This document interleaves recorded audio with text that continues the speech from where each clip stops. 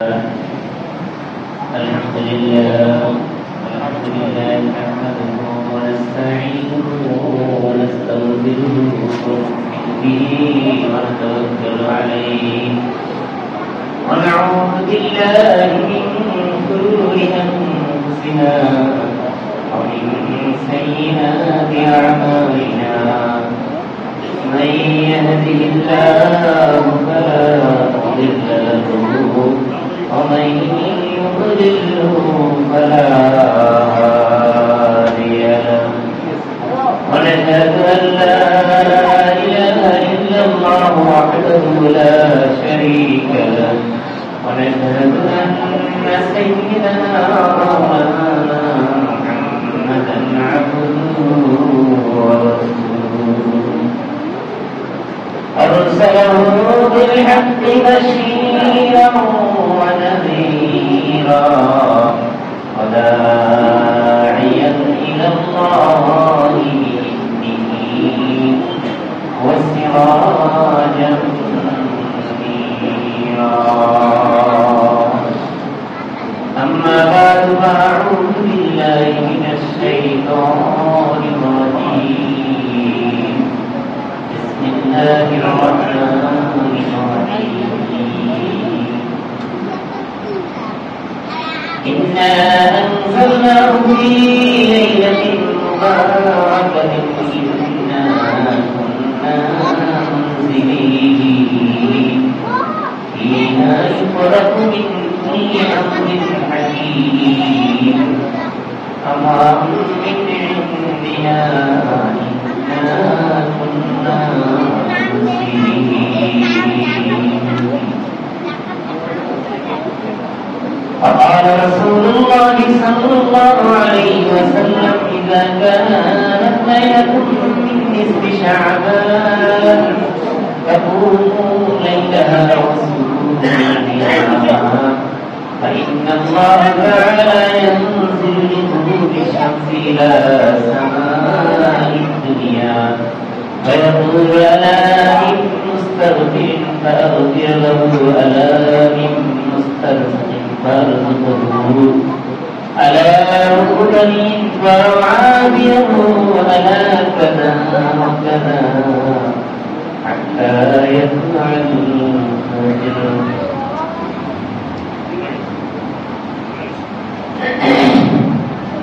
উপস্থিত সম্মানিত মুসলিমগণ, আল্লাহ পাক রব্বুল আলামিনের সাথে লাখো শুকরিয়া। আল্লাহ পাক রব্বুল আলামিন আজকে এশার নামাজ জামাতে শরীফ পড়ার পরে আল্লাহর মসজিদে আমাদেরকে বসার তৌফিক দান করেছেন। শুকরিয়া আদায় করি আলহামদুলিল্লাহ। আজকে রাত সম্পর্কে জুমায় কিছু আলোচনা শুনেছেন যে আজকের রাতটা অত্যন্ত দামি রাত, শাবানের মধ্যবর্তী রাত, লাইলাতুল মিন নিসফি শাবান, যেটাকে আমাদের দেশে প্রচলিত ভাষায় বলা হয় সবে বরাত, মুক্তির রাত্রি। এই রাত্রিতে আল্লাহ রাব্বুল আলামিন অসংখ্য উম্মত মুহাম্মাদী গুনাহগারকে আল্লাহ মাফ করে দিলেন।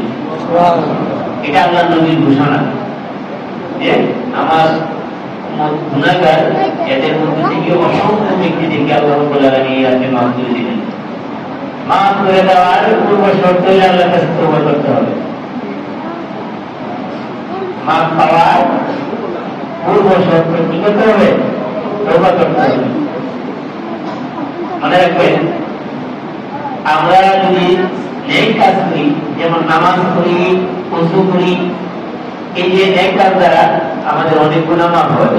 ওযু দ্বারা শরীরের যে অঙ্গের অঙ্গ প্রত্যঙ্গগুলি আছে এগুলি থেকে গুনাহ চলে যায়। এগুলি কোন গুনাহ? সগীরা গুনাহ। নেক দ্বারা আমি ভালো কাজ করতেছি, ওযু করতেছি, নামাজ পড়তেছি, অন্যান্য কাজ, নেকের কারণে যেই গুনাহগুলি মাফ হয় সেগুলি হলো আমাদের অজান্তে ছোট ছোট গুণাগুলি, যেগুলি আমরা না বুঝে অনেক সময় করে ফেলি, না বুঝে না শুনে না জানার কারণে অনেক সময় ছোট ছোট গুণাগুলি হয়ে যায়, ভুলগুলি হয়ে যায়। এই ভুলগুলি আমাদের নেক আমল আমরা করি, ওই নেক আমল দ্বারা কেড়ে যাবে, আল্লাহ মাফ করবে। কিন্তু কবিরা গুনাহ, যেটা যাই না বুঝে সব ইচ্ছাই করি যে গুণাগুলি, এগুলি তওবা ছাড়া আল্লাহ মাফ করবে না। অতএব আজকে রাত্রিতে আমরা ইবাদত করার উদ্দেশ্যে এখানে বসছি, লম্বা করে আলোচনা করলে আজকে আলোচনার রাত্রি না, বড় আজকে কিসের রাত্রি? ইবাদতের রাত্রি। তারপরেও ইবাদত করার আগে কিছু আমরা জায়গা নিলাম কিছু আলোচনার মাধ্যমে একে অপরের কাছে কি কিছুটা জায়গা নিলাম, যাতে আমাদের এবাদত নিজ সহি শুদ্ধ এবং কোরআন এবং সুন্নাহর মতো মোতাবেক সহি শুদ্ধ হয়। কারণ কি সহি শুদ্ধ আমল হলে আপনার অল্প আমল দিয়ে হবে, আর দিনটা ইয়াতিকাল আমল কলিল। ছোট্ট একটা হাদিস, যদি তোমার নিয়তটাকে খালেস করতে পারো, একেবারে ফ্রেশ করতে পারো, লিল্লাহ একমাত্র আল্লাহর জন্যই করতে পারো, ইয়াতিকাল আমল কলিল, আমাদের জন্য অল্প আমলই হয়ে যাবে, যথেষ্ট হয়ে যাবে। আর ভুল ভ্রান্তিতে ভরা শরীয়তের নির্দেশ নাই, কোরআন হাদিসে কোন নির্দেশনা নাই, অসংখ্য শুধু মন গড়া মতো করে গেলাম, এইগুলি কি হবে না? গ্রান্টেড হবে না। যেগুলি আমাদের করার নির্দেশ, যেভাবে করার নির্দেশ ওভাবে যদি করি অল্প হতেই হয়ে যাবে, বেশি হয়ে যাবে। যেমন অল্প আমলের মধ্যে আমাদের দৈনিক নির্ধারিত আমল হলো এশার নামাজ কি করা, জামাতের সহিত আদায় করা। তাহলে আজকের রাতে নির্ধারিত একটা বড় আমল, যে আমলটা আমাদের জবাবদিহি করতে হবে। আর বাকি যে নফলগুলি করবো একটাও জবাবদিহি নেই, করলে মর্তবা বাড়বে, সওয়াব বাড়বে, আমি আমার আপনার দাম বাড়বে, তাকে হবো। কিন্তু জবাবদিহি করার জন্য যে আমলটা প্রথম আজকে রাত্রে ছিল মাগরিবের নামাজ, মাগরিবের নামাজ পড়েছি, এশার নামাজ আদায় করেছি, এই জবাবদিহিগুলো আজকে রাত্রে দুইটা দায়িত্ব আমার আপনার ঘাটতি কি হয়েছে, সরানো হয়েছে। আল্লাহ পাকের হুকুম আমরা পালন করতে পারছি। 3 নম্বর দায়িত্ব আজকে রাতে যেটা আমার আপনার জবাবদিহি করতে হবে, সেটা হলো ফজরের জামাত, ফজরের নামাজ, ফরজ নামাজ জামাত পড়বো। এটা সকলে মনে মনে কি করি পাক কাটিয়ে করে এই জন্য করবো তো করবো না, শুধু জামাতের সহিত করবো ইনশাআল্লাহ। ইনশাআল্লাহ জামাতের সহিত করবো। প্রত্যেকটা আমল নিয়ত করার পরে যদি সে না করতে পারে, সে কি পায়? নিয়তের কারণেও সওয়াব পায়। এই জন্য আমরা পাক্কা নিয়ত করবো, এখান থেকে যাবো যে আমরা অবশ্যই ফজর নামাজ জামাতের সহিত আদায় করবো।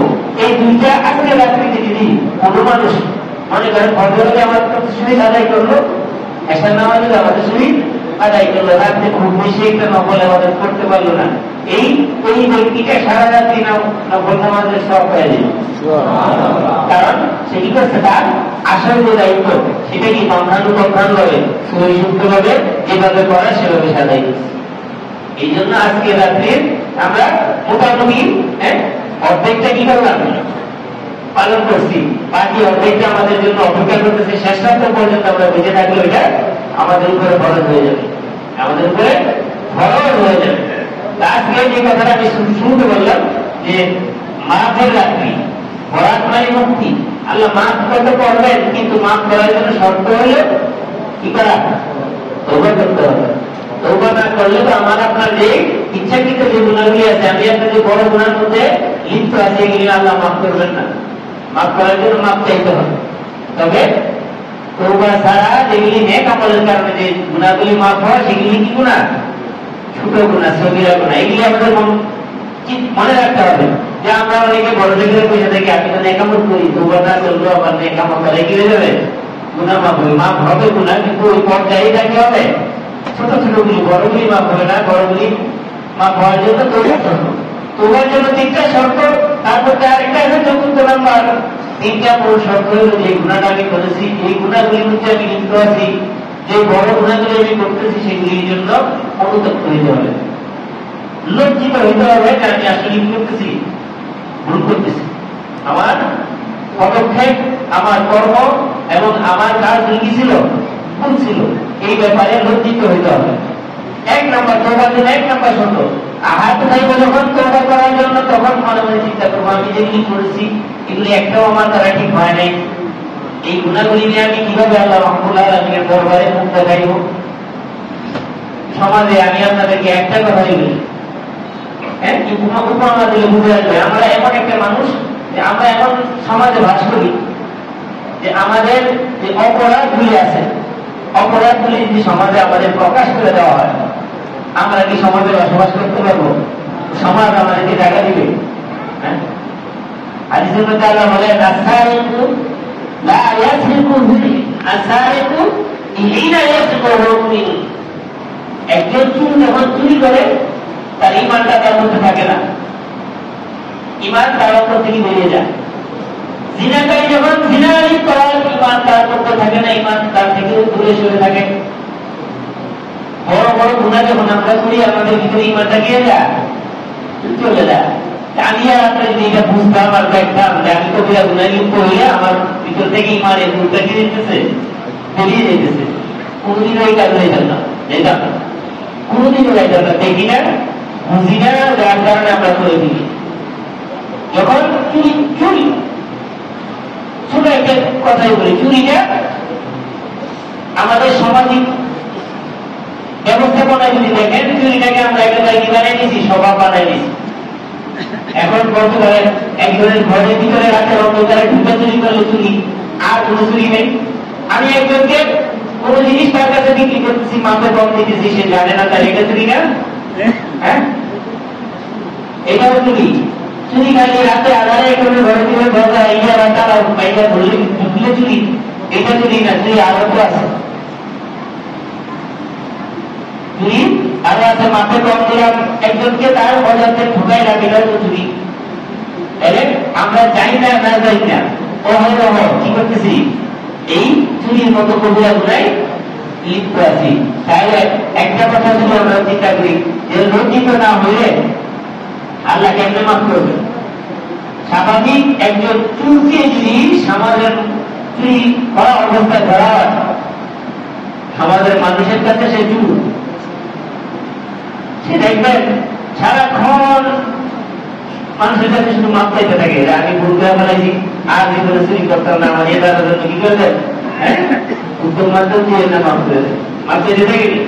চুর যদি দুনিয়ার মানুষের কাছে চুরির অপরাধের জন্য এইভাবে মাপ চাইতে পারে, আমি আর আপনি বড় বড় গুনাহ করতেছি, গুনাহগুলি করতেছি, চুর হাজার বার চুরি করার পর হাজার বার মাপ চাইবো, কিছু কিছু কারণে দেখি আমরা এরকম উত্তেজিত হয়ে যাই, মায়ের একটাও মালিক করেন সব পরিবার থেকে, হ্যাঁ দিতেই থাকে, সে মাপ চাইতেছে আর করবো না বলতেছে, পুরান কথা মারতেই আল্লাহ পারতে হবে না। আল্লাহ পাক আমাদের মতো না, আমরা যখন মাপ চাইবো আল্লাহ আমাদেরকে মাফ করে দিবেন। হ্যাঁ, অতএব দুনিয়ার মানুষের কাছে ভুলের জন্য হাজার বার মাপ চাইতে হয়, আল্লাহ পাকের কাছে বড় বড় কবিরা গুলোগুলি করবো আর আল্লাহ না চাইলে মাফ করে দিবেন, এটা চিন্তা করা। অতএব যে কথাই ছিলাম, তোবার কথাই ছিলাম, তোবার এক নাম্বার সত্য আমি যে কাজ করছি, আমি যে ভুল করছি, আমার ভিতরে সেই ভুলের জন্য সূচনা অতিরিক্ত হইতে হবে। আমার কাজটা কোনো ঠিক হয় নাই, আমি যে গুণাগুলি করেছি এই গুণাগুলি যদি সমাজের কাছে আল্লাহ থেকে না এটা প্রকাশ করে দিতেন, তাহলে আমি আব্দুল্লাহ এই সমাজের মধ্যে মুক্ত হইতে পারতাম না, সমাজ আমাকে সম্মান করতো না, সমাজ আমাকে অ্যাকসেপ্ট করতো না, সমাজ থেকে বের করে দিতে রাস্তা থাকে। এরকম মনে করতে হবে যে আমার ভুলগুলি যদি সমাজ জানতো, এই সমাজে আমার দেখা দিত না, তাই কেউ আমার এই ভুল নিয়ে আমি ওপরে আলামের সামনে কেমনে খারাইবো, কেমনে আমার মুখটা দেখাবো, আমার অপরাধের মুখটা কেমনে দেখাবো? এখন তো অঙ্ক মানুষ জানবে যদি আমি ঠিক প্রকাশ করে দেওয়া হয়, কেমন মানে, হ্যাঁ এই কারণে আমরা থেকে নিয়ে কেমন পর্যন্ত মানুষ আসবে, সবার উপস্থিত থাকবে, সবার সামনে যখন আমার অপরাধগুলি প্রকাশ করে দেওয়া হবে, আমার কি অবস্থা হবে বলেন? আমি হাসপাতালের সামনে কেমন মুখটা দেখাইব? এই জন্য আমি শুধু আমাকে আপনারা মাফি করেন না, কে আমাদের ময়দানে আমাকে মানুষের সামনে কি করেন না, লজ্জিত করেন না। এবং কে কথাও বলুন দুনিয়াতে যেমন আমার গুণার উপর একটা সন্ধ্যা রেখে দেন, আমার গুণাগুলি মানুষের কাছে একটা প্রকাশ করেন নাই, কে আমাদের ময়দানে আমার গুণাগুলি মানুষের কাছে প্রকাশ করেন না, আমাদের মাফ করে দেন, আমাকে মাফ করে দেন। এইভাবে বললে ইনশাআল্লাহ আল্লাহ কি করবেন, হ্যাঁ মাফ করে দিবেন, আশা করা যায়। হ্যাঁ, অত্যন্ত বিনয়ের সহিত নিজের গুণার উপর লজ্জিত হয়ে আল্লাহ রাব্বুল আলামিনের কাছে মাফ চাইতে হবে। তখন তোমরা এক নাম্বার শর্ত হইলা যে নিজের কৃতকর্মের উপরে উদ্যুক্ত হওয়া, লজ্জিত হওয়া। দুই নাম্বার, যে গুণায় নিয়োগ করা দিই সেই গুণাটাকে পাক্কা নিয়োগ করতে হবে, এখন এরপরে আমি আর করবো না, স্টপ করে দেওয়া, গুণা স্টপ করে দেওয়া, থামায় দেওয়া। তোবার জন্য দ্বিতীয় নম্বর শর্ত, এই গুণায় লিপ্ত, এই গুণার জন্য আল্লাহ পাক তোবার তখনই কবুল করবেন যখন অনুপস্থ হবে। দুই নম্বর, যখন সেটা থামাই দিবে, আর করবে না, আর করবে না, এরপরে আর জীবনে করবো না, এরপরে আর জীবনে করবো না। তবে একটা কথা কি জানেন, আমরা হাজার বার তওবা করতেছি, লক্ষবার তওবা করি, আবার তওবা হয়ে যায়, আবার এই কাজে লিপ্ত হই, কিন্তু যখন তওবা করবো ওটা পাক্কা নিয়ে গুণা করতাম না। কথাটা বুঝেন নেই? ভুল বস্তু আবার যদি দেখি দেখি আবার পাক্কা ব্যবহার করবো, আর করতাম না। কিন্তু হতাশ হয়ে যাবে না। এই কথা তিনি বলেন, আমি শুনছিলাম যে গুণা ছাড়া দিতে হবে। আমি তো গুণা ছাড়া দিয়ে বলতে পারছি, ওর নিয়ম করে বলে যে আর তোমার কথা না, কারণ আমি তোমাকে ঠিক রাখতে পারি না। এটা বন্ধার কাজ না, এটা বন্ধার কাজ না। তারপরে পাক্কা নিয়ম প্রমাণ করবো না, পাক্কা নিয়ম করবো আবার আবার করবো না আর করবো। হ্যাঁ, নিয়ম করে রাখবো। হ্যাঁ, ভুলে গেলে আবার করবো। হ্যাঁ, আল্লাহ পাক দুনিয়াতে যতদিন মাথায় রাখেন, যতদিন হায়াত দেন, যত মন করে সাথে সাথে কি করবো? হ্যাঁ, আর করবো না। এই ব্যাপারে দৃঢ় প্রতিজ্ঞা করতে হবে আল্লাহর কাছে। মানতে করতে না কার কাছে? আল্লাহর কাছে যাবে। আমি আর করবো না, আমি আর করবো না, দৃঢ় প্রতিজ্ঞা করবো। আর তওবা কবুল হওয়ার জন্য 3 নম্বর শর্ত ভবিষ্যতে সেই কাজটা না করা। সেই কাজটা না করার কোন একটু মনের মধ্যে করতে বলতেছেন,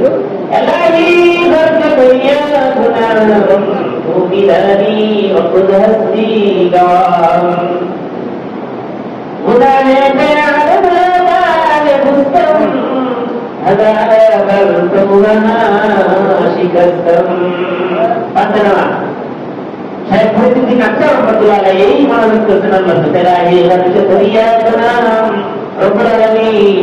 দুনিয়ার সাগরের চেয়েও বেশি আমার গুণা, যত সাগরের পানি আছে এর চেয়েও বেশি আমার গুণার সাগরে আমি হাবুডুবু হয়েছি। আপনি তো জানেন আমি আপনার কাছে কি চাই। আমি যে আপনার কাছে মাথায় দেখি যদি আর কেউ না জানো, কিন্তু আপনি তো জানেন আপনার উত্তর জানি, এইভাবে আমার কাছে বলতে হবে।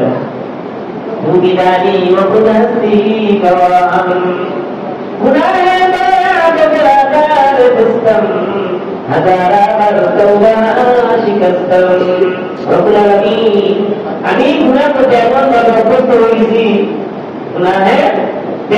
আমি গুণা করতে এমন ভাবে অভ্যস্ত হয়ে গেছি, হাজার গুণা বারবার কি করতেছি, করেই যাইতেছি। প্রতিবারই তো বললাম করি, প্রতিবারই তোমার করিয়ে তোমার ভেঙে দিলি।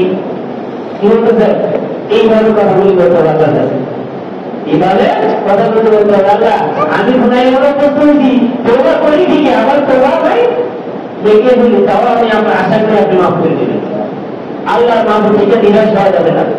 আমি চাই আপনি আমার মাফ করে দেন। কিভাবে মারা যাবে আমাদেরকে শিখাইছেন লিখে লিখে। এই যে কোন জায়গায় আল্লাহর কাছে বলছেন যে আল্লাহ 1000বার তোবা করে 1000বার দেখিয়ে দিলি, আপনি এখন আমার কি করে দেয়? মাফ করে দেন। কারণ গুনাহ করা যখন আমার স্বভাব, তওবা করা আমরা কি স্বভাব বানাই নিতে হবে। তওবা করা আমার স্বভাব বানাই নিতে হবে। শুধু বছরে একদিনের তওবা না, যতবার গুনাহ করবো একটু বেশি কি করবো? তওবা করবো। আল্লাহ নবী মুহাম্মদ রাসূলুল্লাহ সাল্লাল্লাহু আলাইহি ওয়াসাল্লাম নবী শতবার বেশি কি করতেন? ইস্তিগফার করতেন। বলেন তো আল্লাহ নবী কোনো গুনাহ ছিল? আল্লাহ পাক আল্লাহর হাবিবের আগে ওদের দিছে, সমস্ত কিছু ভুল হয়ে যায়, উনি আল্লাহ ওই মাফ করে দিয়েছেন, ওই মাফ করে দিয়েছেন। এরপরে দৈনিক শতবার কি করতেন? তওবা করতেন, মাফ পেতেন আল্লাহর কাছে। উনাকে আল্লাহর হাবিবকে প্রশ্ন করে যে রাসূলুল্লাহ আপনার সামনে দিতে সব মাফ, তাহলে আপনি কেন তওবা করেন? আল্লাহ হাবিব বলতেছেন আল্লাহ যে আমার মাফ করে দিচ্ছেন, আমার ভুলের জন্য মাফ করে দিচ্ছেন, এই জন্য কি আমি আল্লাহ শুকরিয়া আদায় করবো না? বুঝলেন কথা? আমি আপনি গুনাহ মাফের কোনো ঘোষণা নাই, হাজার হাজার গুনাহ করতেছি, এরপরে তওবা করার প্রতি কি করলো না কেন? যেই নবীকে আল্লাহ সব মাফ করে দিচ্ছেন, উনি বলতেছেন আমি তো তওবা করি, আল্লাহ তো শুকরিয়া কি আদায় করবে না? শুকরিয়া আদায় করার জন্য তওবা করি। তাহলে এখন আপনার শুকরিয়া, আমি তো শুকরগুজার দরকার হবে না, এই জন্য আমি বলবো, এই জন্য আমি আল্লাহর কাছে পাপ চাই। এই জন্য আমাদেরকে কি করতে হবে? যত গুনাহ করবো তার চেয়ে বেশি মাপ চাইব। কিয়ামতের ময়দানে যেন আল্লাহ পাকের আমলনামা যখন আমার আপনার খুলে দেওয়া হবে, তখন যেন দেখতে পাই যে আমি গুনাহ করছি 100, আমার মাপ 200 হয়ে গেছে। মাপ কি হয়ে গেছে? 200 হয়ে গেছে। তখন দেখবেন আর খুশি শেষ থাকবে না, খুশি শেষ থাকবে না। গুনাহ করছি তার চেয়ে বেশি মাপ পেয়েছি আপনার কাছে, তার চেয়ে বেশি মাফ চাই। সেই জন্য তওবা করা মাফ করার অভ্যাস করে নিই, অভ্যাস করে নিলে আল্লাহ আমার মাফ করে দেন। ভুল হয়ে গেলে মনে মনে আল্লাহ ভুল করে দিতে মাফ করে দেন। তওবা করার জন্য করতে হবে একেবারে নামাজের বিছনায় করবে, মনের কাছে হাত উঠাই করবে, এরকম তো কিছু না। আপনি আমি যখন এই ভুল হয়ে গেছে সাথে সাথে আস্তে করলে কি করবো, এটা কাউকে শুনে বলার দরকার নেই, কাউকে জানায়ও দরকার নেই, শুধু মনে মনে বলে ফেলবেন আস্তে করলে কি বললাম, কি করলাম, আমার কাজটা কি হয় নাই, কি করে আল্লাহ মাফ করেছেন, এই তো হয়ে গেছে। হ্যাঁ, আল্লাহ মাফ করে দেন। এইটুকু কাজ করতে কি কোনো সময় নেই হবে? হ্যাঁ, দুনিয়া করে রাখবে, হ্যাঁ, তো কিন্তু আমার আপনার মর্যাদা দেওয়া লাগে কত বড় হয়ে যাবে, এটা আমি আপনার কি কল্পনা করতে পারবো না, কল্পনা করতে পারবো না। যখনই কোনো রকমের ভুল হয়ে যাবে, যখনই গুণাকার হয়ে যাবে, আমি যখন বুঝতে পারবো যে আমার এগিয়ে হয়ে গেছে, ভুল হয়ে গেছে, সাথে সাথে পেপার করে দিলাম, কি করলাম, ভুল হয়ে গেছে, আল্লাহ মাফ করে দেন। আপনি মাফ না করলে কোনো উপায় নেই।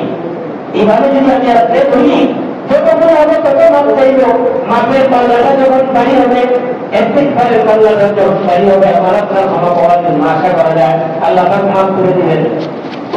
এক নাম্বার শর্ত ছিল অনুতপ্ত হওয়া, 2 নাম্বার শর্ত গুনাহ স্টপ করে দেওয়া, 3 নাম্বার শর্ত হলো ভবিষ্যতে না করার সংকল্প করা, যে ভবিষ্যতে আর করবো না, ভবিষ্যতে আর করবো না। এই 3টা তওবার জন্য একেবারে পাক্কা শর্ত। 4 নম্বর আরেকটা শর্ত হচ্ছে আমার ভুলটা যদি কোন মানুষের হকের আন্দাজে হয়, যেমন কাউকে গালি দিলাম অথবা কাউকে ঠকাইলাম, কারো বিপদ করলাম, এটা তো আল্লাহ রাব্বুল আলামিন মাফ করবেন না। এটা মাফ করার জন্য যে ব্যক্তিকে ঠকাইছি তার কাছে মাফ চাইতে হবে, যাকে গালি দিছি তার কাছে মাফ চাইতে হবে। 2 জন বন্ধু ঘটনা শোনাই, 2 জনে আলেন, একেবারে প্রকৃত বন্ধু। এক বন্ধু আর এক বন্ধুর বাবার হাতে গাড়ি দেওয়া হয়েছে, গাড়ি দেওয়ার সাথে সাথে বুঝে ফেলছে যে আমি তো তার গাড়িটা দিলাম, আমার কি হয় নাই, ঠিক হয় নাই, ওকে সব ভালো সন্ধ্যা ছিল তোর অনেক মারাত্মক গাড়ি নিয়ে দিলি, ঠিক না?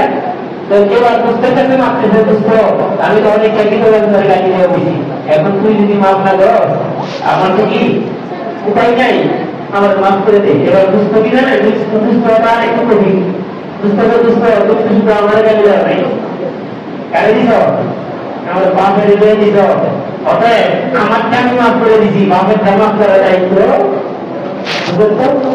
আমরা যখন গাড়ি দেই বাপ মাসের তো কুস্তি লাগাই দিই, হ্যাঁ, তো মাফ করবো বলে গেছে বলতো।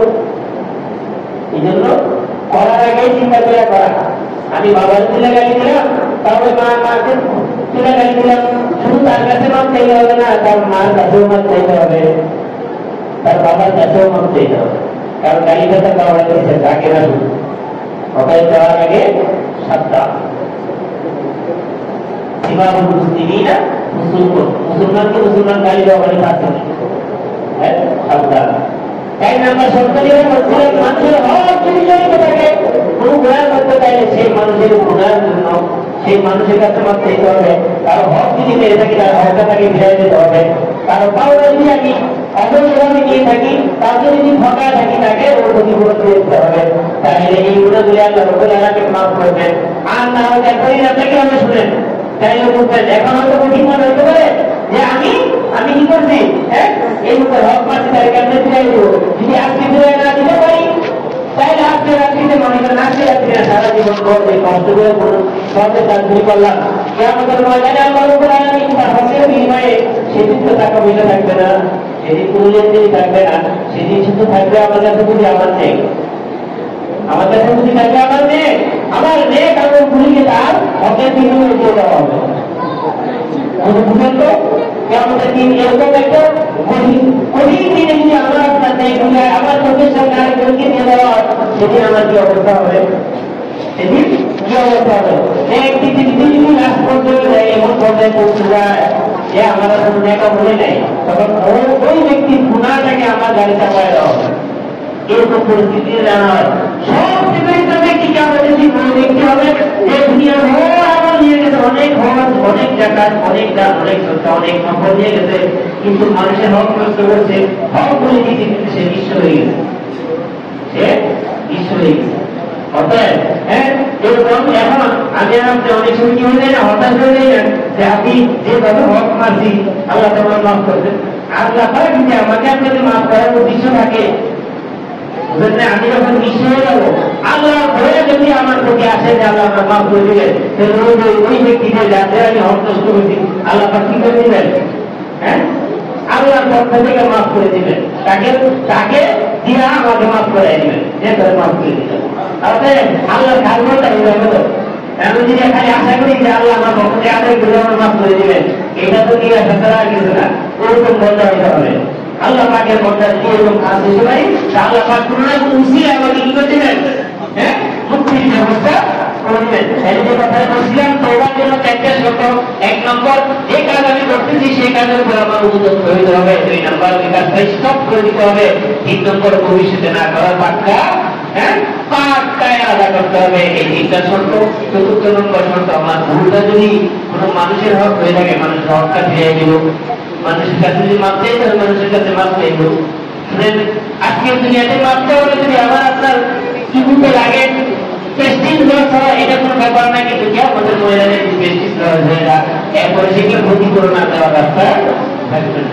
দুনিয়াতে মাপ চাইলে কেউ কিছু হয়ে যায় না, মাপ চাইলে কেউ ছোট হয়ে যায় না, তার মর্যাদা বাড়ে, কমে না। মর্যাদা বাড়ে ছাড়া কমে না। যখন মনে করবো যদি মানুষের হক সংরক্ষিত হয়, মানুষের হকটা ফিরিয়ে দিব। যদি ফিরিয়ে দিতে না পারি, মানুষের কাছে মাপ চাইবো, ভাই তোমাকে আমি ঠকাইছিলাম, কিন্তু এখন ওই ঠকাটা ফিরিয়ে দেওয়া কিন্তু আমার কি নাই, সাক্ষ্য একবার মাফ করে দিল, আমার মাফ করে দিল। একদম প্রতিযোগ বুঝবেন, মনে করেন সরকারি জিনিস আমি ট্রেনের টিকিট ছাড়া ভ্রমণ করলাম। এখন ট্রেন তো প্রকার করতে, এই ট্রেনের 1 টাকা আমি মারলাম, সারা বাংলাদেশের 18 কোটি মানুষের কাছে নিয়ে গেলাম। এখন এই 18 কোটি মানুষের এই থেকে পেশন করবো বলেন তো, উপায় আছে কি? হ্যাঁ, সরকারি যে প্রতিষ্ঠানগুলি থেকে আমরা একটা উদাহরণ দিচ্ছি, যে টিকিট ছাড়া আমি ভ্রমণ করলাম, আমি 18 কোটি মানুষের কাছে নিয়ে গেলাম, এটা কেন সূক্ষ্ম কিভাবে আমার যখন বুঝে আসবে, আমি জীবনে তোমার ট্রেন ভ্রমণ করেছি, টিকিট ছাড়া টাকার একটা হিসাব করবো, ওই টাকাটা ট্রেনের স্টেশনে যাইয়া টিকিট কাটবো আর ওই ট্রেনে আমি করবো। বুঝলেন নাই? এগুলো আমার তরিকা। মানুষের হক 18 কোটি মানুষের হককে ফিরে দেওয়া সম্ভব না। ওই ট্রেনের স্টেশনে যাইয়া আবার ওই পরিমাণ টাকা কি করবো, টিকিট কাটবো, কিন্তু ট্রেন ভ্রমণ করবো। আশা করা যায় এই উসিলা অবলম্বন করলে আল্লাহ আমাকে আপনাকে কি করে দেবেন? মানুষের হক থেকে মুক্ত করে দিবেন। একটা সমাধান করিয়ে না, আমরা তো কারো হক পাই, কারো গালি দেই, কাউরে ঠকাই। এই ঠকানো, হক মারা, কাউরে গালি দেওয়া, সরকারি সম্পদ দখল করা, প্রত্যেক ভোরে করা আমি আপনি করতেছি, এরকম সীমা। অতএব এই সীমা, এই গুণা থেকে আল্লাহ পাকের কাছে আমরা কি করতে পারি? তওবা করতে পারি। এই তওবার জন্য 4টা শর্ত। এটা খালেস নিয়ে তওবা করব, ইনশাআল্লাহ আল্লাহ পাক রব্বুল আলামিন আজকে রাতে আমাদের ইনশাআল্লাহ ইনশাআল্লাহ আজকে রাতে এটা শুরু। যে কোনো সময় বাদে যখন খালেস নিয়ে তওবা করবে, আল্লাহ রব্বুল আলামিন তার তওবা কবুল করবেন। আল্লাহ পাক তওবা কবুল করবেন। আল্লাহু গফুরুর রহিম। আল্লাহ দয়ালু এবং মাফ করে দেওয়াকে মাফ করে দেবেন, মাফ করে দেওয়ালে মাফ করে দেবেন। এই তওবার কারণে যেটা বললাম, আজকে রাতে তওবা খুবই দরকার, কিন্তু আরো অনেক জরুরি কথা আছে, যেগুলো অনেক অপরাধের সংক্ষিপ্ত আকারে বলতেছি। আমরা যে এবারও কি করবো, সে আবার দিয়ে এই জমায় করেছিলাম, নামাজ করবো। 1 নম্বর কি নামাজ করবো, 2 নম্বর তেলাওয়াত করবো, তেলাওয়াত করবো, কোরআন তেলাওয়াত। 3 নম্বরে জিকির আজকার করবো, জিকির আজকার করবো। 4 নম্বর যখন পরিশ্রান্ত হয়ে যাবে তখন বসে বসে চক্ষু বন্ধ করে আমার মনে আমার কি অবস্থা হবে, বুঝলেন নাই? আমার কোমরে আমার যখন শুয়ে আসবে আমার কি অবস্থা হবে?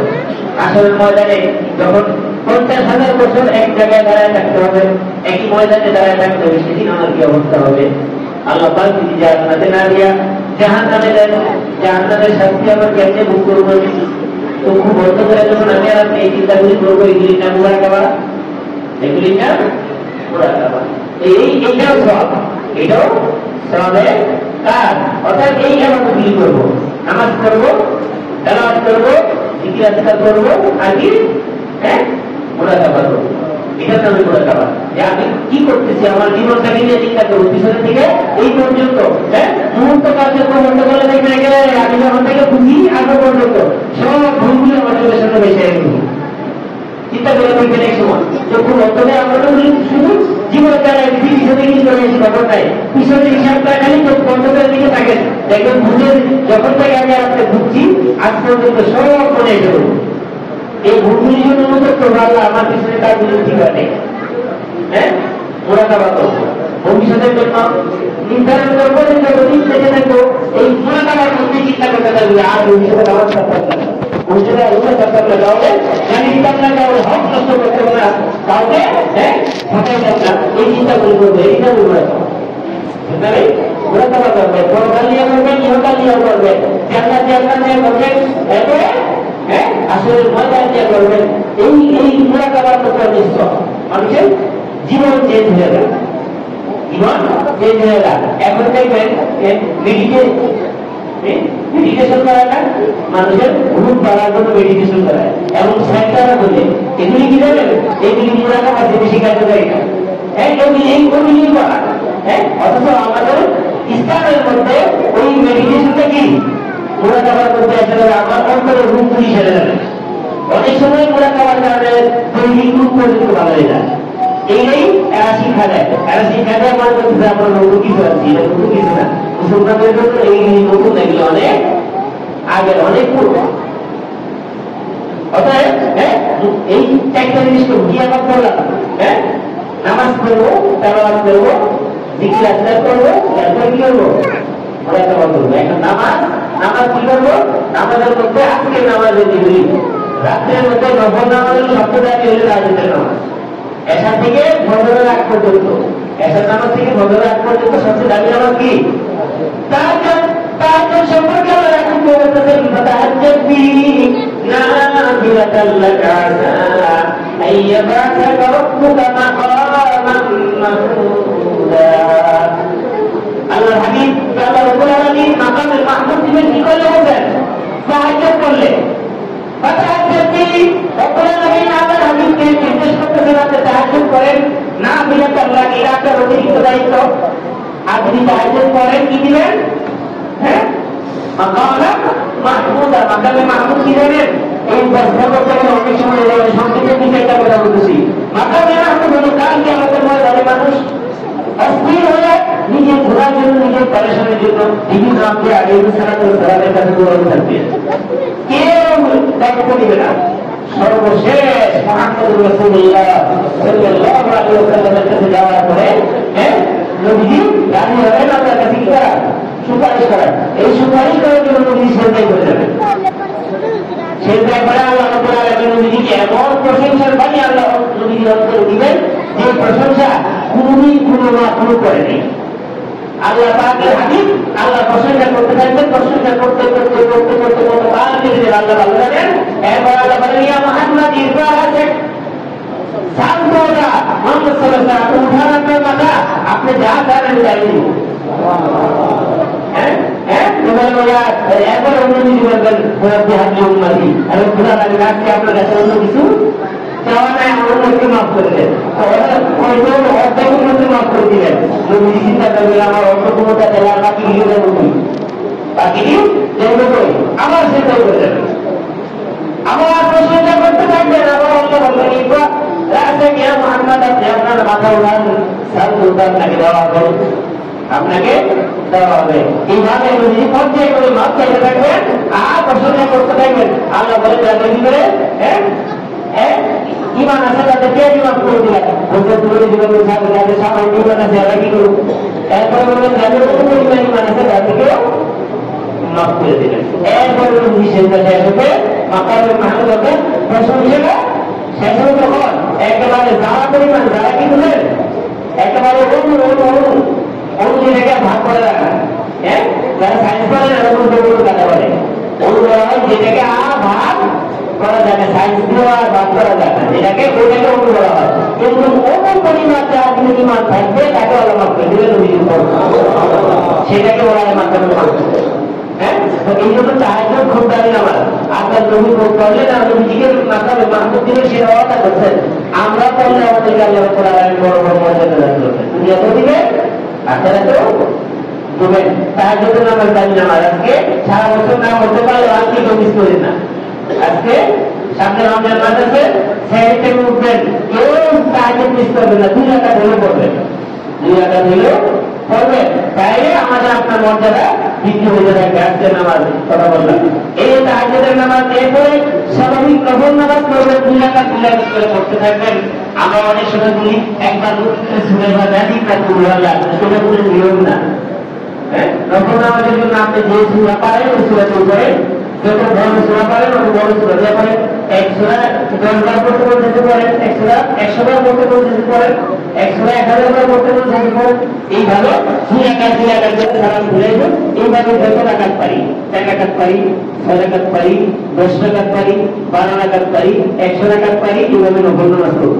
নফল নামাজ করবো, সেটা রাকাতের কোনো নির্ধারিত নেই, আপনি আমি যতটা পারি আদায় করবো। নামাজের ফাঁকে ফাঁকে বসে বসে তসবিহ করবো। আল্লাহ রাব্বুল আলামিনের কাছে 4টা কালিমা সবচেয়ে দামি, সবচেয়ে দামি। সুবহানাল্লাহ, আলহামদুলিল্লাহ, লা ইলাহা ইল্লাল্লাহ, আল্লাহু আকবার। বলে তো কেন না পারি? সুবহানাল্লাহ, আলহামদুলিল্লাহ, লা ইলাহা ইল্লাল্লাহ, আল্লাহু আকবার। এই 4টা তসবিহ জানি তো, হ্যাঁ, সবচেয়ে দামি তসবিহটা,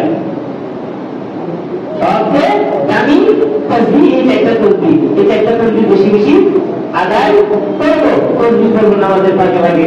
এরপরে আরেকটা নামাজ আছে যেটা আমরা সারা বছর সুযোগ পাই না। আজকে শুক্রবার বন্ধের দিন গেছে, আগামীকালও বন্ধের দিন, অর্থাৎ আজকে ইবাদতটা কোনটা পরিশ্রম দেওয়ার না, হ্যাঁ, মাঝখানে একটা সুযোগ আমরা পাইছি। কি করবো? আব্বাস রাদিয়াল্লাহু তাআলা তাআলা রাহি বলেন, আপনি যদি প্রতিদিন সময় পান তাইলে নামাজ পড়েন এইভাবে, যদি না পারেন সপ্তাহে পড়েন, যদি না পারেন বছরে পড়েন, যদি তাও না পারেন জীবনে একবার হলেও পড়েন। সেই নামাজ হলো সালাতুল তাসবিহ। মনে থাকবো, সেই নামাজের নাম কি? সালাতুল তাসবিহ। সালাতুল তাসবিহ 4 রাকাত নামাজ। এই 4 রাকাতের নামাজের ভিতরে 300 বার তাসবিহ করতে হয়। বলা 300 বার। আর এই 300 বার হলো তো তাসবিহ করবে। 300 বার কয় সময় লাগবে? এই 4টা কালিমা বললাম না, সুবহানাল্লাহ, আলহামদুলিল্লাহ, লা ইলাহা ইল্লাল্লাহ, আল্লাহু আকবার। পড়াইলো 4টা 3 ছাড়া 1200 বার তসবিহ করা হলো 4 রাকাত নামাজের মধ্যে। হ্যাঁ, এই উপকারটা কি? আল্লাহ হাবিব বলেন, যদি এই নামাজটা পড়েন তাহলে আপনার জিন্দেগির ছোট বড় প্রকাশ্যে গোপনে কবিরা সগীরা সমস্ত গুনাহ আল্লাহ রাব্বুল আলামিন মাফ করে দিবেন। হ্যাঁ, এত করতে হবে নামাজে, যেহেতু দীর্ঘ সময় লাগে, লম্বা সময় লাগে, আমরা কি করি অনেক সময় অনেক সময়ের জন্য একটু তাদের করতে চাই না, অন্তত আজকে রাত্রে তো করতে পারি না। 1 ঘন্টা লাগবে, 1 ঘন্টাই লাগবে 4 রাকাত নামাজে, 1 ঘন্টা কোন ব্যাপারই না। হ্যাঁ হ্যাঁ, 30 40 35 মিনিটে তো হয়ে যায়। হ্যাঁ, কেমনে করবো নিয়মটা বলে দিচ্ছেন। হ্যাঁ, নিয়মটা বললে ইংলিশ বলার কারণে এটা আমরা করতে পারি সঠিক ভাবে। হ্যাঁ, 4 রাকাত সালাতুল তাসবিহ নামাজের নিয়ম করে দাঁড়ানোর পরে সানা করলাম। হ্যাঁ, আউযুবিল্লাহি বিসমিল্লাহি ওয়া ফাতিহা করলাম, কেরাত করলাম, কেরাত করার পরে 15 বার সুবহানাল্লাহ আলহামদুলিল্লাহ ওয়া লা ইলাহা ইল্লাল্লাহ আল্লাহু আকবার। তাহলে বলবো 15 বার। দাঁড়ানোর অবস্থায় কয়বার? 15 বার। এরপরে আমি আপনার 5 ওয়াক্ত প্রতি রাকাতে নিয়ে দিতেছি। এরপরে রুকুতে গেলাম, রুকু থেকে সুবহান রাব্বিয়াল আযীম, সুবহান রাব্বিয়াল আযীম, সুবহান রাব্বিয়াল আযীম পড়ে দরকার পড়লাম। বুঝলে? হ্যাঁ, 25। রুকু থেকে দাঁড়ালাম, সামি আল্লাহু লিমান হামিদাহু রাব্বানা লাকাল হামদ। এরপর পড়লাম 10 বার, হলো 35 বার। এরপরে সেজদায় চলে গেলাম, প্রথম সেজদায় সুবহান রাব্বিয়াল আলা পড়ার পরে দরকার পড়লাম। বুঝলে? 45। দুই সেজদার মাঝখানে পড়লাম 10 বার, 55। দ্বিতীয় সেজদায় বললাম 10 বার, কত হলো? 65। দ্বিতীয় সেজদায় তুমি সরাসরি দাঁড়াইবে না, পয়সা 10 বার করবো, কত হয়ে গেল? 75। এই 1 রাকাতে কত হলো? 75। তাহলে 4 রাকাতে কত হলো? 300 বার। এটা হলো সালাতুল তাসবিহ নিয়ম। তবে সমস্ত জায়গায় আপনি নির্ধারিত জায়গার তাসবিহ কেরাত করার পরে পড়বেন, কিন্তু আত্তাহিয়াত পড়ার দুটো হবে, প্রথম বৈঠক এবং শেষ বৈঠকে আত্তাহিয়াত পড়ার আগে পড়বেন দরকার। মনে থাকবে তো? দ্বিতীয় রাকাতে যখন আত্তাহিয়াত পড়তে পারবেন আগে তাসবিহ পড়বেন, পরে আত্তাহিয়াত পড়বেন।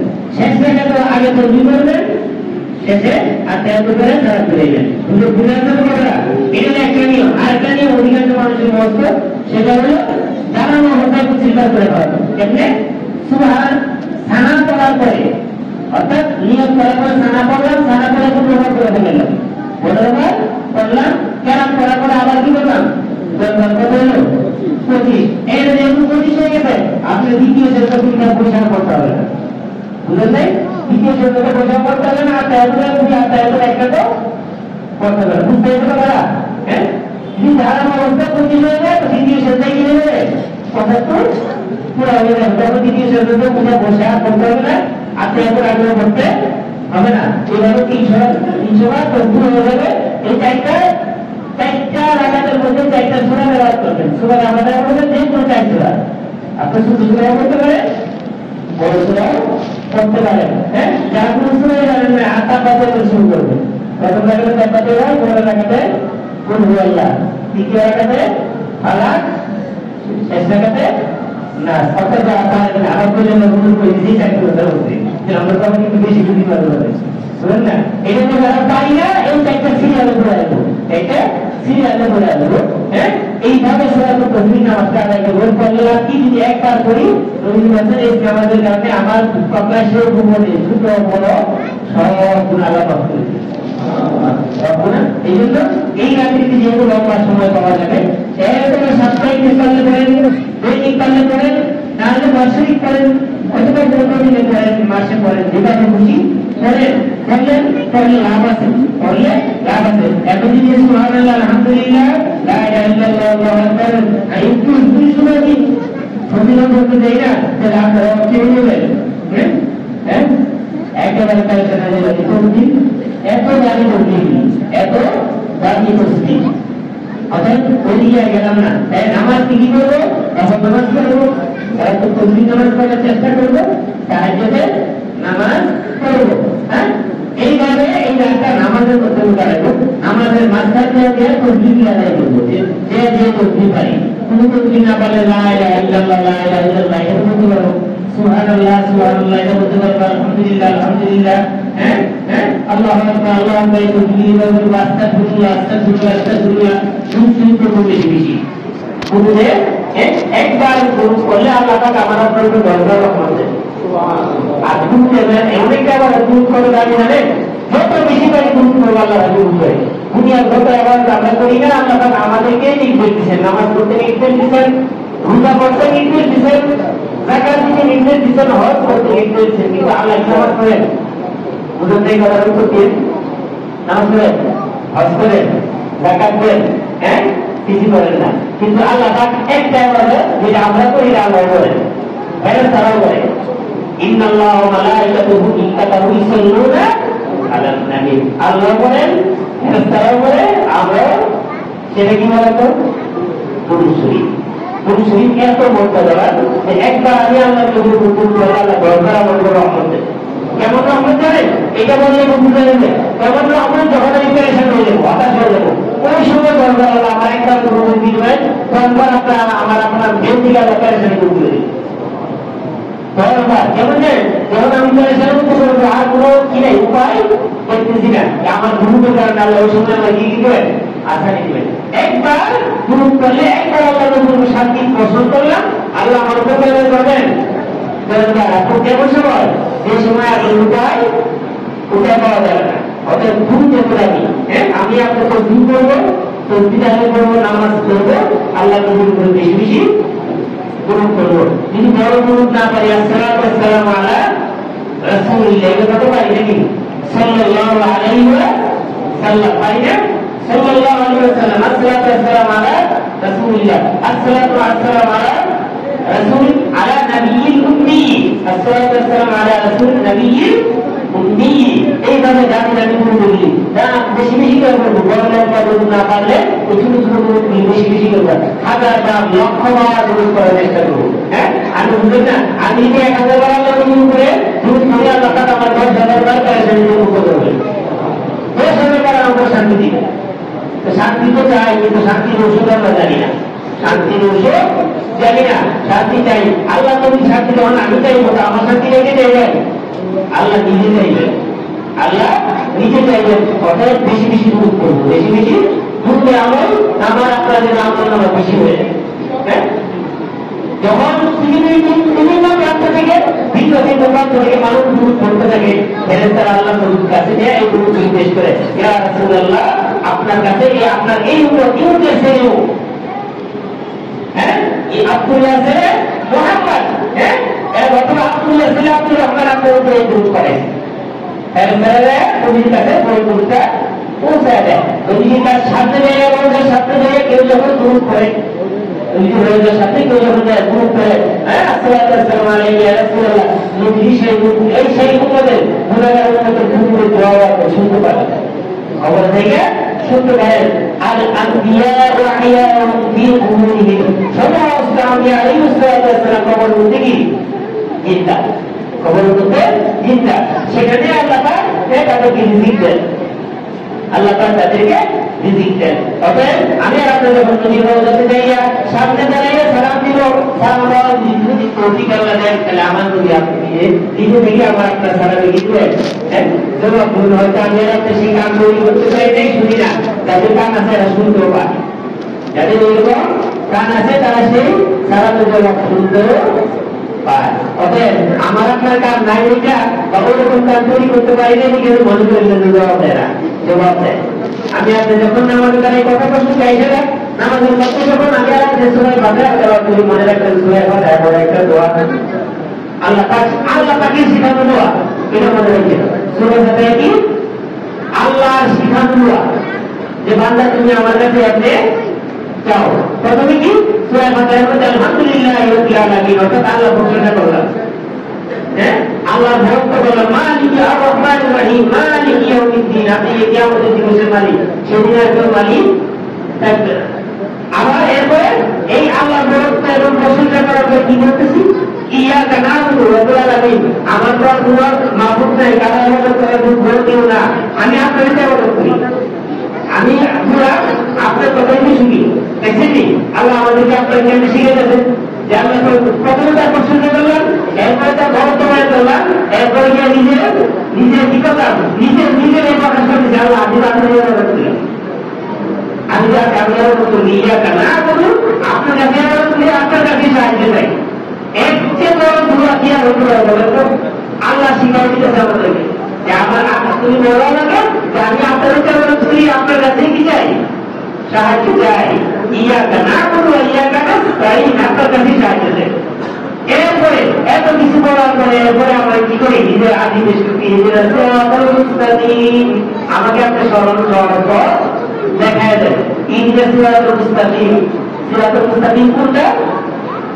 أولئك أنعم الله عليهم من النبيين والصديقين والشهداء والصالحين وحسن أولئك رفيقا।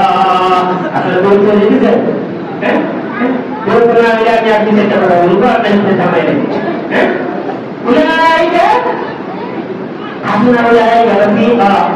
এই যে ইহদিনাস সিরাতাল মুস্তাকিম, সিরাতাল লাযীনা আন'আমতা আলাইহিম, আর এত কি বলা প্রশ্নটা করলাম, আল্লাহ বরকত করলাম, এরপর বললাম আল্লাহ আসলে কেন করি, কেন করতে আর কি করতে নেই, সাহায্য চাওয়া আগেও আপনার কাছে সাহায্য চাই। এখন আল্লাহ খুশি অভিজ্ঞতা করার বলতে পারলে আল্লাহ খুশি হওয়ার, খুশি হওয়ার পরে এরপরে আমি আমার দাবি দিতেছি, এতক্ষণ যা করছি আমার নিজের স্বার্থে করছি, ওরা দাবি পেশ করতেছি। ইহদিনাস সিরাতাল মুস্তাকিম, আমাকে আপনি সড়ক পথ দেখান, সিরাতাল লাযীনা আন'আমতা আলাইহিম, আমাকে আপনি ওই রাস্তায় পরিচালিত করেন যে রাস্তায় আপনার নবী, সিদ্দিক, শুহাদা, সালেহীন নেককার বান্দারা গেছে, ওই রাস্তায় আমরা যাচ্ছি। এরপরে আপনি দরকার আছে বলেন নবী, সিদ্দিক, শুহাদা, উলাইকা আন'আমা আল্লাহু আলাইহিম মিনান নাবিয়্যিন ওয়াস সিদ্দিকিন ওয়াস শুহাদা'i ওয়াস সালিহিন ওয়া হাসুনা উলাইকা রফিকা। আল্লাহ বলেন বন্ধু হিসেবে তাদের যে উত্তম বন্ধু করে কেউ নাই।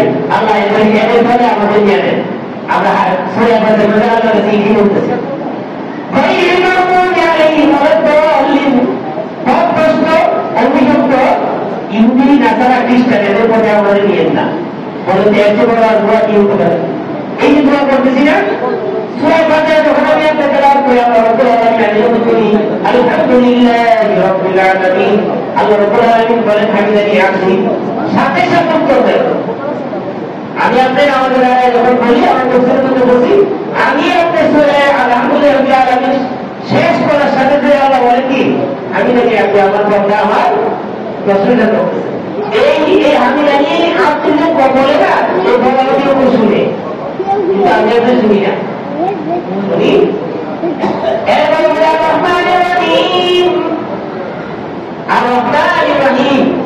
আল্লাহ বলেন আমার জাতি আমার বান্দা আমার বরত্ব বয়ান করছে মালিক দিনে বলি আমার আল্লাহর কাছে বলার সাথে সাথে আল্লাহ উত্তর দিতেছেন আমার বান্দা আমার বরত্ব বর্ণনা করতেছে আমার রাজত্ব সে প্রকাশ করতেছে এরপরে বলতেছে ইয়া কানা আবুদু ইয়া কানা নাস্তাইন যখন দিয়ে বলি আমি যখন করতে চাইলাম আমি আপনার এবারে বলি আমি আপনার কাছে সাহায্য করি আল্লাহ বলেন তুমি গাড়িটা বাইনি ও বাইনা এটা তোমার আমার কথা এটা কি তোমার আমার ব্যাপার তুমি আমাদের এবারে করো সাহায্য করে দায়িত্ব না আবার এই কথা বলার পরে আল্লাহ কি বলতেছে কত খুশি হয়ে বলছেন বন্ধা তুমি যে আমার এবারে করো আর আমার কাছে সাহায্য করে তোমার আমার মার বছর গোপন ব্যাপার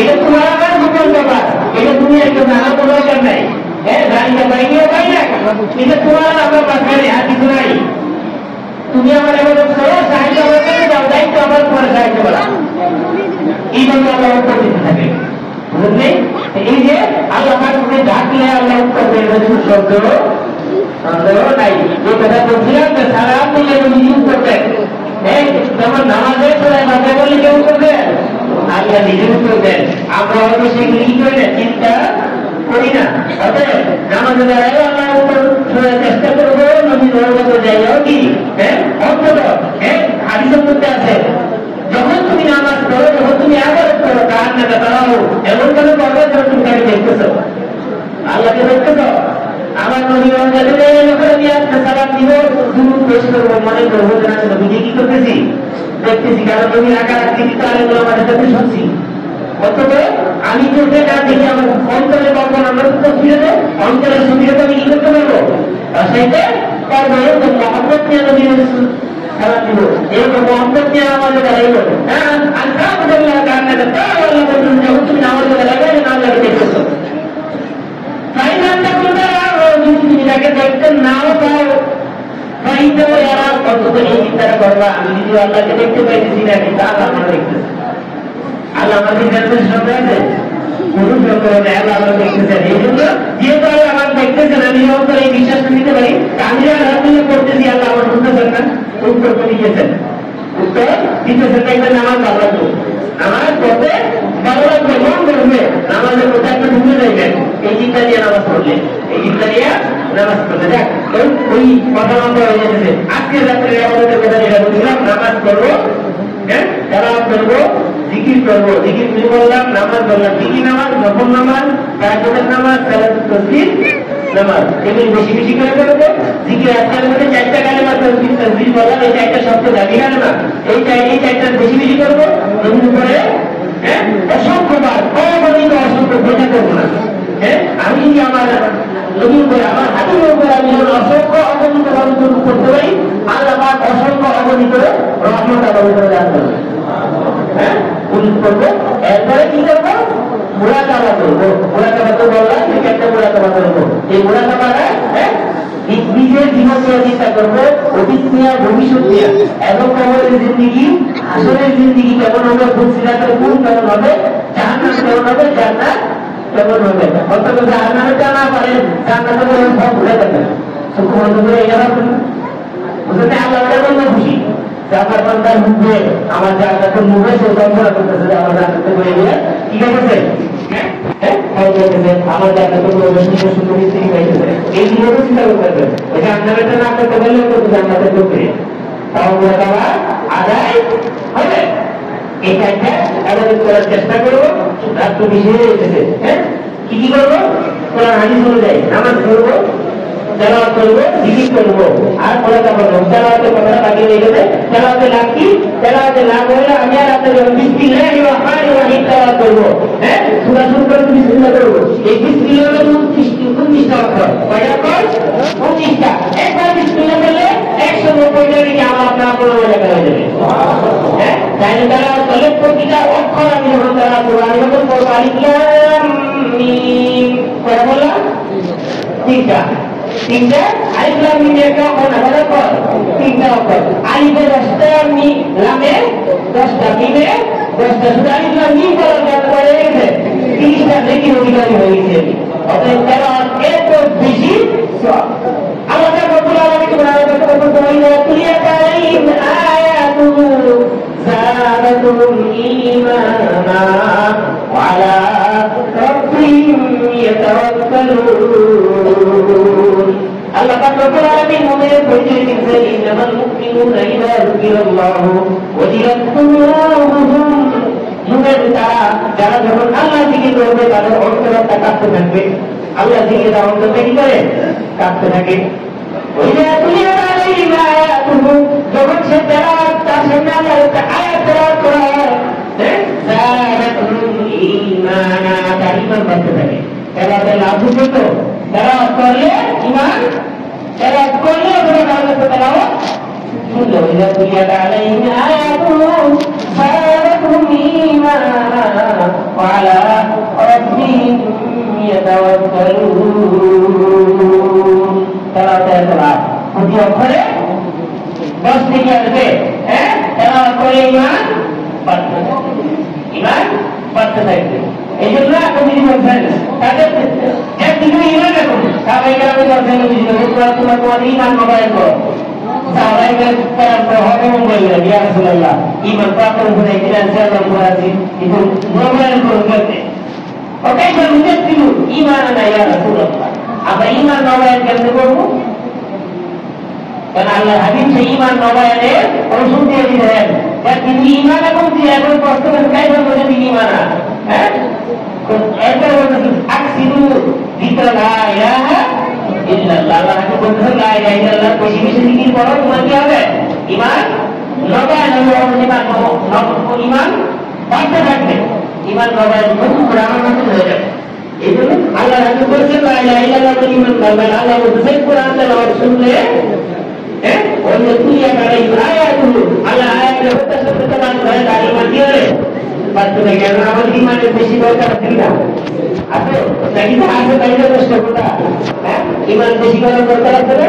আল্লাহ পাক আমাদেরকে তৌফিক দান করুন। হ্যাঁ, তেলাওয়াত নিজে না পারলে এক আরেকজন তেলাওয়াত করতে তার কাছে বসে শুনতে থাকবো, তার কাছে বসে শুনতে থাকবো। সে তেলাওয়াত করে যে সওয়াব পাবে। আমি যে 32 মিনিট তার তেলাওয়াত শুনলাম, যে শুনে যে তেলাওয়াত করে সমান সওয়াব। পৃথিবীর আর কোনো গ্রন্থ নাই এরকম যে করবে আর যে শুনবে সমান সওয়াব পাবে, তোমার দুনিয়ার কোনো গ্রন্থ না। একমাত্র আল্লাহ তাআলা কোরআনে কারীম যে তেলাওয়াত করবে তার সওয়াব হবে, যে শুনবে ধৈর্য সহকারে তারও সওয়াব হবে। এই আমাদের কি করা আল্লাহ পাক তৌফিক দান করুন। ঠিক এরপরে মনোযোগ করবো। এটা তো বলবো আমি একটা কারণের মধ্যে সবাই আছে দোয়া করবো। দোয়ার মধ্যে কি করবো? নিজের জন্য করবো, নিজের পরিবারের জন্য করবো, নিজের দেশবাসী বিশ্ববাসী সবাই করবো। হ্যাঁ, এরপরে নিজের বাবা মা সহ করতে পারেন, দুনিয়া দিকে চলে গেছেন তাদের জন্য দোয়া করবো। হ্যাঁ, তাদের জন্য দোয়া করবো। এই জন্য বিধি করছেন কবর থেকে তাদের জন্য দোয়া করছেন। তাদের জন্য ইসালের সওয়াব, কিছু সওয়াব পাঠাইব, তাদের জন্য কিছু সওয়াব পাঠাইব। ওই সরকার সূরা সত্য করবো, সূরা কেরাত করবো, নামাজ পড়ে তাদের অনুমতি কি করবো? বকশিশ করবো। এই হলো মানবতার নিয়ম। এগুলি মনোযোগ করবো। যত বেশি দোয়া করবো তত বেশি আমাদের লাভ। এখন আবার দোয়ার কথা আমি সময় লিখে রেখো। দোয়া মনে রাখবেন, আমি আপনাদের যত দোয়া করবো একটাও আমি বলে যাবে না, একটাও না। হয়তো আল্লাহ আজকে কবুল করবেন, তাৎক্ষণিক দিবেন, আর নাহলে যদি আমার আজকে দেওয়া অমন করেন তো বলে দিবেন। যদি দুনিয়াতেও না দেন আখিরাতে দিবেন। দোয়া খালি নাই, দোয়া খালি নাই। প্রত্যেকটা দোয়াই কবুল হবে। কালকে আমাদের মাঝে আমি যখন দোয়া কান্দার দেখে যাইব, আল্লাহ রাব্বুল আলামিন বলবেন তোমার কিছু দেখি আছে যেটা এখন তুমি দেখো নাই, তো দোয়া বান্দা বলে দিবেন। বান্দা দোয়া দিল টাকায় এই কিছু করি নেই। হ্যাঁ, ইংলিশ কিছু করি নেই, বলবেন ইংলিশ দোয়া, এগুলি তোমার দোয়া। আমি দোয়া দুনিয়াতে করি নাই। সেদিন বান্দা আফসোস করবে, দুনিয়াতে দিয়া দোয়া করছিলেন একরকম না তো এখন না হবে, এখন না হলে আপনি কি হয়ে যায়? হঠাৎ হয়ে যায়। কেমন করে কি করবো? বলবো দুনিয়া কিন্তু একটা রকম না করছে, আজকাল আমার বান্দাটা নিয়ে যেত হয়ে যেত। আপনার দোয়া বেশি বেশি করে করবো। দোয়া করলে কোনো লস নাই, প্রতিটা দোয়াই আল্লাহ করবে। হয়তো নব না তো বাকি, না তো বড় খালি, না হয়তো পর্দারে চিন্তার বাইরে যাবে না, চিন্তা বাইরে যাবে না। হ্যাঁ, আল্লাহ পাক রব্বুল আলামিন আমাদেরকে আমাদের করে তৌফিক দান করুন। আজকে শেষ রাত্রিতে পাঁচটা সব 5টায় শেষ।